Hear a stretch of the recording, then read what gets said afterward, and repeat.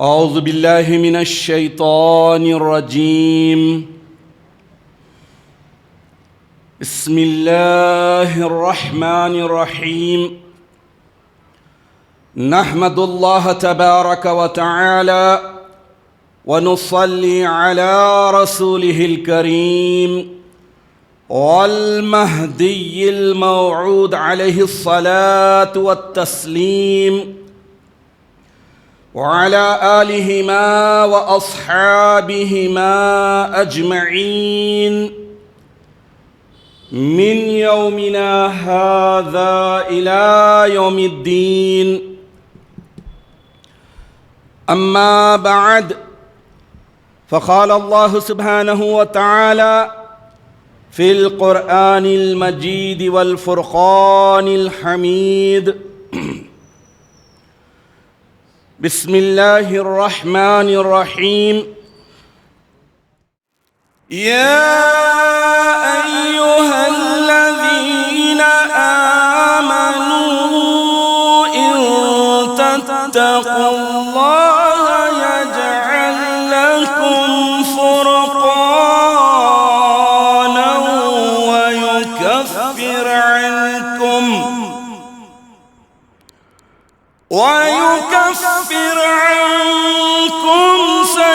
سيئاتكم ويغفر لكم، والله ذو الفضل العظيم.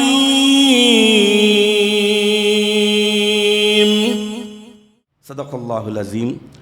سورۃ الانفال آیت نمبر 29. آیت کا ترجمہ اس طرح ہے کہ اے ایمان والو، اگر تم اللہ سے ڈرتے رہو تو اللہ تعالیٰ تمہیں حق و باطل میں تمیز اور فرق کرنے والی صفت عنایت فرمائے گا اور تم سے تمہارے گناہ دور کر دے گا اور تمہیں بخش دے گا، اور اللہ تعالیٰ بڑا فضل والا ہے. عزیزان محترم، اللہ تبارک و تعالیٰ نے یہ جو مختصر، ناپائیدار اور فنا ہونے والی زندگی جو دی ہے، یہ ایک امانت ہے. اس امانت کو جس نے دیا ہے اس کی اطاعت اور فرما برداری کے ساتھ گزارنا ہی امانت کا حق ادا کرنا قرار پاتا ہے.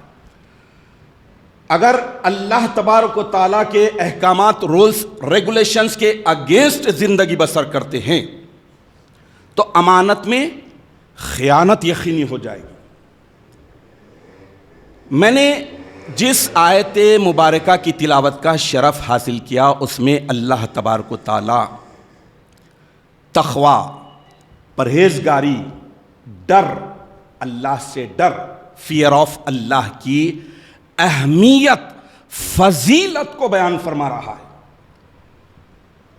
کیونکہ پورے قرآن پاک میں ہر عبادت کو تقوی سے جوڑ کے رکھا گیا ہے، چاہے وہ جسمانی ہو، روحانی ہو، اخلاقی ہو، اعتقادی ہو. ساری عبادتوں کی بیس، بنیاد تقوی اور پرہیزگاری ہے. یہی وجہ ہے کہ اللہ تبارک و تعالیٰ نے اپنے کلام پاک میں پہلے ہی سورت میں، سورہ بقرہ میں بتا دیا کہ یہ جو کتاب عشق نام الہی ہے، یہ جو کتاب رہبر ہے، جو سب سے بڑا مرشد، سب سے بڑا ہادی ہے، صرف اور صرف متقی اور پرہیزگاروں کے لیے ہدایت کا ذریعہ ہے. پھر آگے اللہ نے جسمانی، مالی عبادتوں کا بھی ذکر کر دیا. تو یہ مختصر سی زندگی، فنا اور نیست و نابود ہونے والی زندگی کو اصولوں کے ساتھ، ضوابط کے ساتھ، اللہ کے احکامات، فرمودات کے مطابق گزارنا، تاکہ ہمیشہ قائم رہنے والی مستقل اور دائمی جگہ، آخرت کی جگہ، امن اور سکون، عافیت، سلامتی، رحمت، بخشش سب کچھ ملے گا. اس مختصر سی زندگی کو متقیانہ اور پرہیزگارانہ گزارتے ہیں تو، اور یہ سب صرف اس وجہ سے ہوگا کہ آدمی تقوی اور پرہیزگاری کو اختیار کرے. اگر تقویٰ ہے کیا، تقویٰ ہوتا کیا ہے، اگر مختصر انداز میں شارٹ میں سمجھنے کی کوشش کرے تو اللہ کے احکامات، اوامر کے مخالفت سے بچنا، اگینسٹ جانے سے بچنا، اور گناہوں کے ارتکاب سے بھی بچنا، یہ تقویٰ ہے۔ اب میں آپ کے سامنے حیات الصحابہ جلد نمبر 3 صفحہ نمبر 545 پر امیر المومنین سیدنا عمر بن خطاب فاروق اعظم رضی اللہ تعالیٰ عنہ کا فرمان رکھ دیتا ہوں، کیونکہ تقویٰ ہر ایک کے بس کی بات نہیں۔ تقویٰ صرف انہیں ملتا ہے جنہیں اللہ چن لیتا ہے، جن کو اللہ تعالیٰ اس زندگی کی حقیقت کا عطا پتہ دیتا ہے، وہی تقوی کو اختیار کرتے ہیں۔ اس کے ثبوت کے لیے حضرت عمر فاروق رضی اللہ تعالیٰ عنہ کا یہ فرمان سنیے۔ حضرت فرماتے ہیں کہ خدا سے اس کے وہی بندے ڈرتے ہیں جو خدا کی عظمت کا، ربوبیت کا، قدرت کا، وحدانیت کا علم رکھتے ہیں، جنہیں نالج ہو کہ سپر پاور اللہ ہے، وہی تقویٰ اختیار کرتے۔ عزیزان محترم، اب ایک عام سا محاورہ ہے کہ دیواروں کے بھی کان ہوتے، عام سا محاورہ آپ ہم سب بولتے ہیں، دیواروں کے کان ہوں یا نہ ہو، لیکن اللہ تبارک و تعالیٰ نے 2 فرشتوں کو ہر انسان پر اپوائنٹ کر دیا ہے، مقرر کر دیا ہے کہ وہ ڈیلی ڈائری میں نوٹ کرے، کرامن کاتبین۔ فرشتوں کے ہاتھوں میں قلم ضرور ہے، دیواروں کو کان ہو یا نہ ہو۔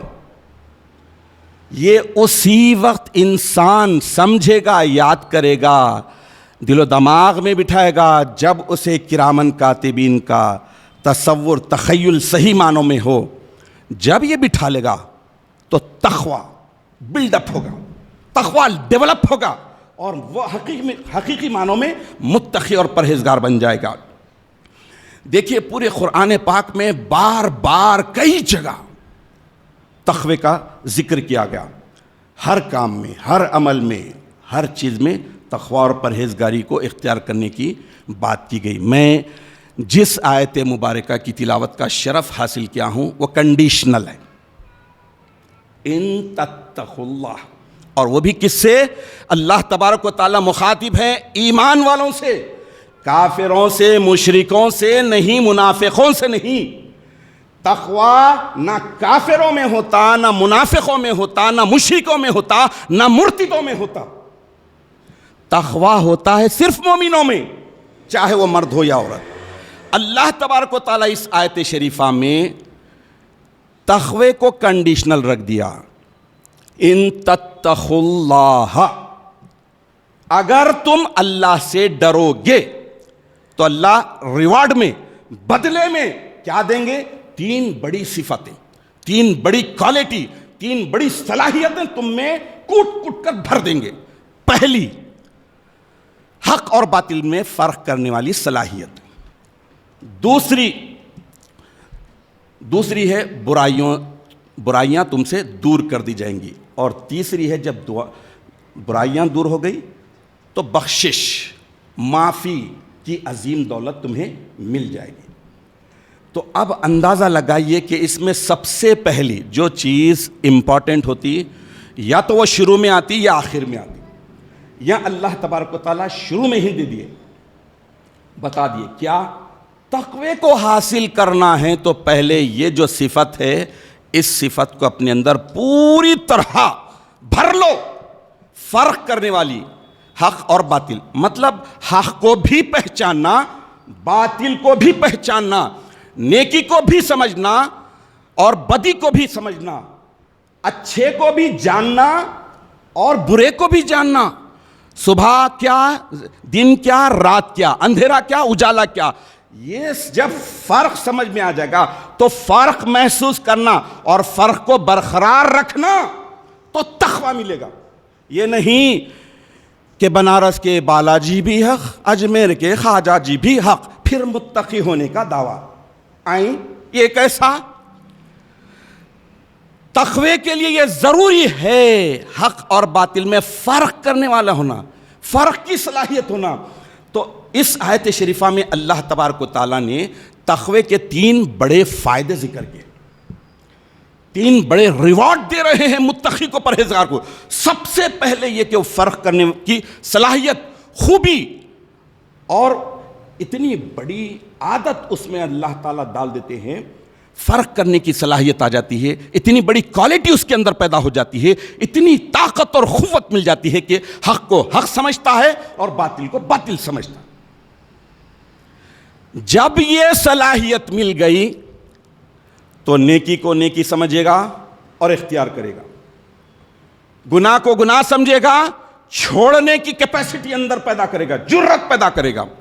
جب یہ بھی ہو جائے گا تو بخشش تو اس کے اکاؤنٹ میں آئے گی، مل جائے گی، سب سے بڑی دولت بخشش کی، مغفرت کی۔ تو اللہ تبارک و تعالیٰ اس آیت شریفہ میں 3 بڑی صفتوں کو بیان کر رہے ہیں، اس لیے کہ تقوی کی اہمیت کو سمجھنے کے لیے 2 شعر آپ کے سامنے رکھتا ہوں کہ تم اپنے دل کو ہوس کا غلام مت کرنا، تم اپنے دل کو ہوس کا غلام مت کرنا، ضمیر بیچ کے دنیا میں نام مت کرنا۔ کسی چھت سے گرو تو کوئی بات نہیں، کسی چھت سے گرو تو کوئی بات نہیں، اللہ کی نگاہ سے گرنے کا کام مت کرنا۔ تقوی اسی کو کہتے ہیں، پرہیزگاری اسی کو کہتے ہیں۔ اور آدمی تقوی کا عادی کیسے ہو؟ آج زمانے میں خرافات، بدعات، رسومات ویسے ہی آتے جا رہے ہیں جیسے کہ خلیفۃ اللہ مامور من اللہ حضور مہدی موعود علیہ الصلوۃ والتسلیم کی بعثت مبارکہ سے پہلے تھے، کیونکہ اب نزول عیسیٰ کا زمانہ آ رہا ہے، سر پر کھڑا ہے۔ ویسے ہی حالات، ویسے ہی ادھر اپنی نماز بھی جاری، ادھر منافقت بھی جاری، ادھر روزے بھی جاری، حج بھی جاری، ادھر منافقت بھی جاری۔ تو اس کے لیے دیکھیں تقوی کو کیسے ممکن بنائیں؟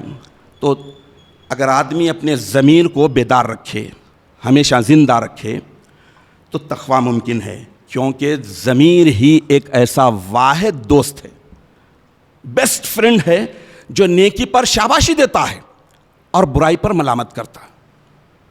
اب یہ انسان اگر متقی نہیں ہے تو نیکی پر شرمندہ ہوگا، ہائے میں کیا کر لیا، اور برائی پر خوش ہوگا کہ زمانہ کر رہا، میں کرا تو کیا ہوا۔ یہ تقوی کی خوبی کی وجہ سے ہوتا ہے۔ اسی لیے میں ایک فرمان امیر المومنین سیدنا علی بن ابی طالب کرم اللہ وجہہ الکریم کا رکھتا ہوں۔ مولا علی ارشاد فرماتے ہیں کہ اللہ تعالیٰ جب کسی بندے کو نیک اور متقی بنانا چاہتے ہیں، ذرا کھول لیجیے کان، مولا علی فرماتے ہیں کہ اللہ تعالیٰ کسی بندے کو نیک اور متقی بنانا چاہتے ہیں تو اسے 3 چیزوں کا عادی بنا دیتے ہیں، 3 پریکٹس کا، ہابی کا اسے عادی بنا دیتے ہیں۔ نمبر 1 کم بولنا، نمبر 2 کم کھانا، نمبر 3 کم سونا۔ اب یہی ہستی کا دیکھ لیجئے کہ روایتوں میں آیا ہے کہ امیر المومنین سیدنا علی کرم اللہ وجہہ الکریم رات بھر نمازوں پر نمازیں پڑھتے جاتے، روتے گڑ گڑاتے، بہت تھوڑا سوتے، اور اپنی داڑھی مبارک کو پکڑ کر جھنجھوڑتے، ملامت کرتے اپنے آپ پر، اپنی نفس پر ملامت کرتے، اور بیمار شخص کی طرح لوٹ پوٹ کرتے، ہائے ہائے خطائی جنتی جنہیں جنت کا ٹوکن دے دیا گیا، بٹھا کر فرما دیا گیا کہ اے علی تم خطائی جنتی ہو۔ ان کا یہ حال ہے کہ انتہائی غمگین آدمی کی طرح رو رو کر اتنا برا حال ہو گیا ہے، اسی کیفیت میں صبح ہو جاتی۔ ہما شما کا کیا شمار؟ ہم تو اس دور میں ہیں کہ تھوڑی نماز پڑھ لیے تو نمازی، حج کر لیے تو الحاج لکھ لیے، فرا مبارک کی حاضری ہو گئی تو سمجھ لیے ظاہر فرا مبارک ترا لگا لیے۔ مہدی موعود برحق علیہ الصلوۃ والتسلیم نے ارشاد فرما دیا کہ اگر تم یمن میں ہو اور میرے فرمان پر، میرے حکم پر چل رہے ہو، تم میرے ساتھ ہو، اور اگر تم میرے ساتھ ہو، میرے ہمراہ ہو، اور میرے فرمان کو، میرے میسج کو، میرے حکم کو نہیں مان رہے تو یمن میں ہے۔ کتنا بڑا میسج ہے! یہی وجہ ہے کہ مہدویت عالیت ہے۔ حاضرین محترم، ایک ہوتا فتویٰ، ایک ہوتا ہے تقویٰ۔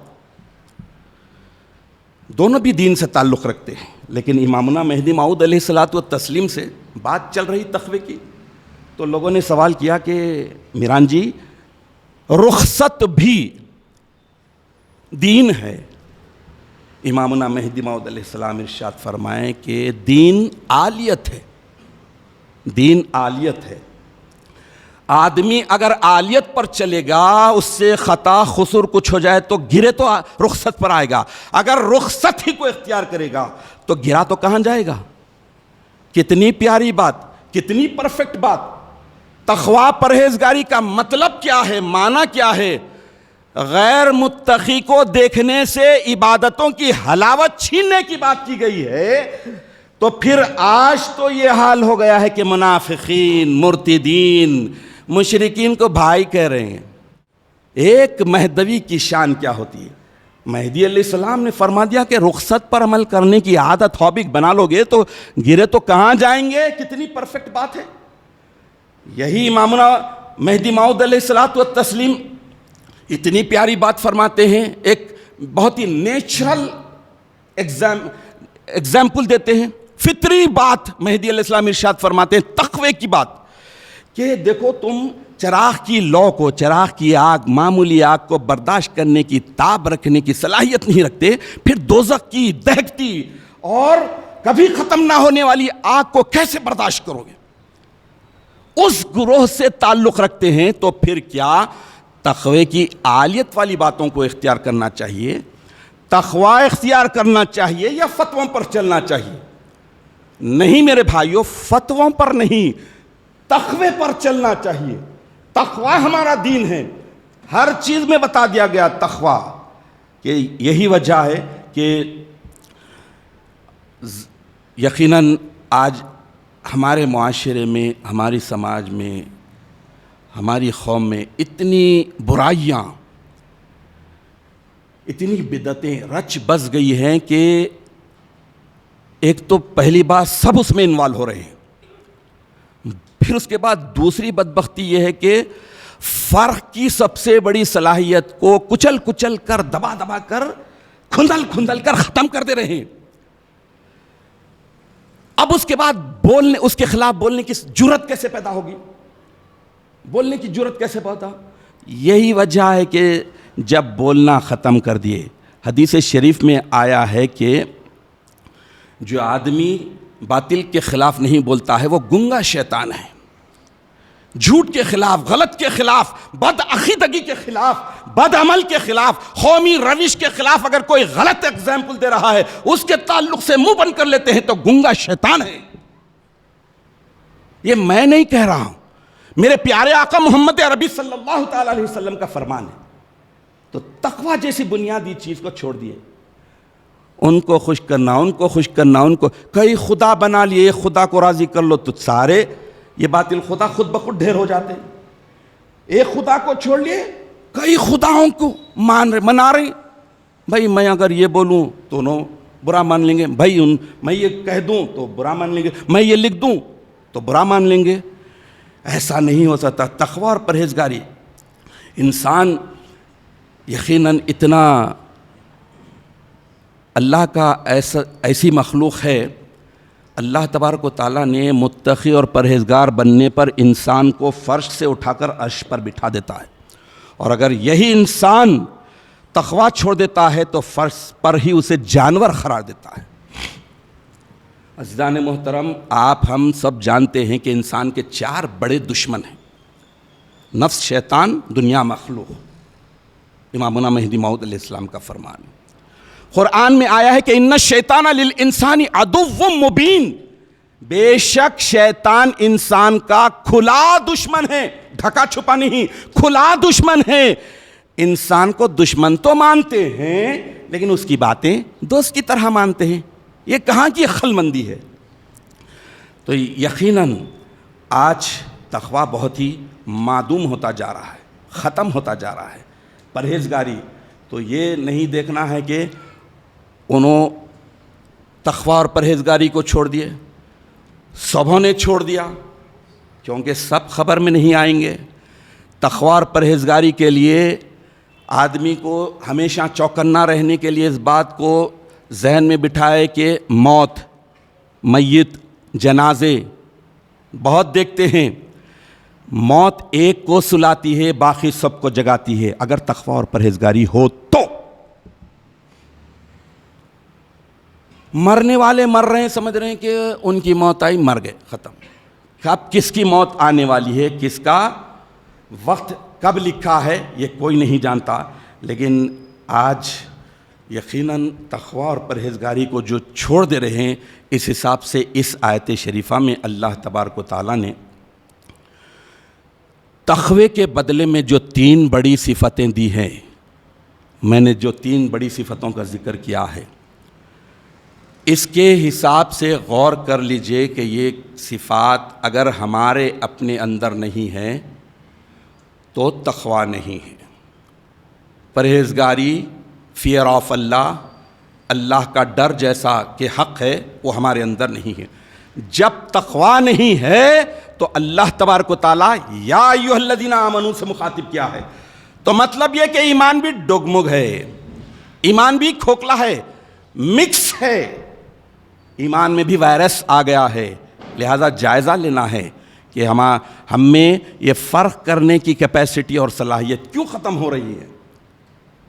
جب اپنی ذات کی بات آتی ہے تو حق حق دکھتا، باطل باطل دکھتا، جب اوروں کی بات آتی ہے تو حق باطل اور باطل حق، یہ کہاں کا انصاف ہے؟ سب طے شدہ ہے، حق بھی طے شدہ ہے، باطل بھی طے شدہ ہے، مجھے آپ کو طے کرنے کی ضرورت نہیں ہے، سب چیز طے ہے۔ صرف ضرورت اس بات کی ہے کہ ھدی للمتقین جو کہا گیا ہے، اس کتاب کو رہبر بنا لیجئے، امام بنا لیجئے۔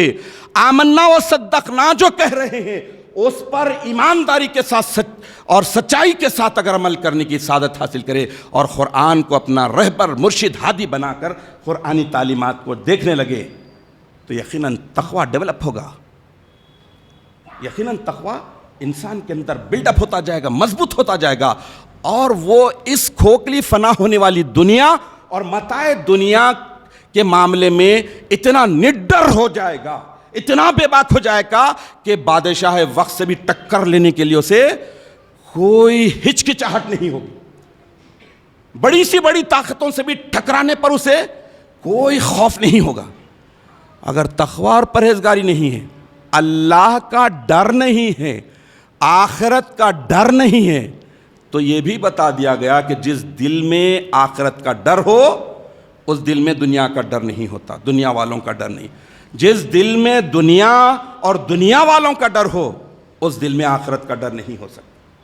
تو یہ تقوی پرہیزگاری کے ضمن میں اللہ تبارک و تعالیٰ مومنوں کو مخاطب کر کے ارشاد فرما رہے ہیں کہ ان تتقوا اللہ، اگر تم اللہ سے ڈرو گے، اگر ڈرو گے، ڈرتے ہیں، ڈرنے کا دعویٰ کرتے ہیں اور اس میں سچے ہیں، پکے ہیں، لو بڑا انعام لیو، سب سے بڑا انعام لیو، سب سے بڑا ریوارڈ لیو۔ کیا فرق حق اور باطل میں؟ یہ سچ ہے، یہ جھوٹ ہے، یہ اچھا ہے، یہ برا ہے، یہ نیک ہے، یہ بد ہے، یہ صلاحیت ملے گی۔ جب یہ ملے گی تو تم تقوی اور پرہیزگاری کرے تو اللہ تبارک و تعالیٰ تم سے سارے روحانی وائرسز کو دور کر دے گا، جتنے برائیاں ہیں، جتنی گندگیاں ہیں، غلاظت ہے، خرافات ہے، اور ان ساری چیزوں کو اللہ تعالیٰ تم سے دور کر دے گا۔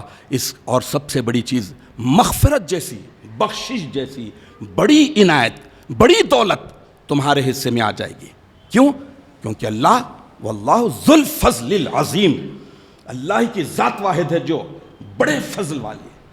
تو مجھے، آپ کو، سب کو یہ جائزہ لینا ہے، اپنے آپ کا جائزہ لینا ہے۔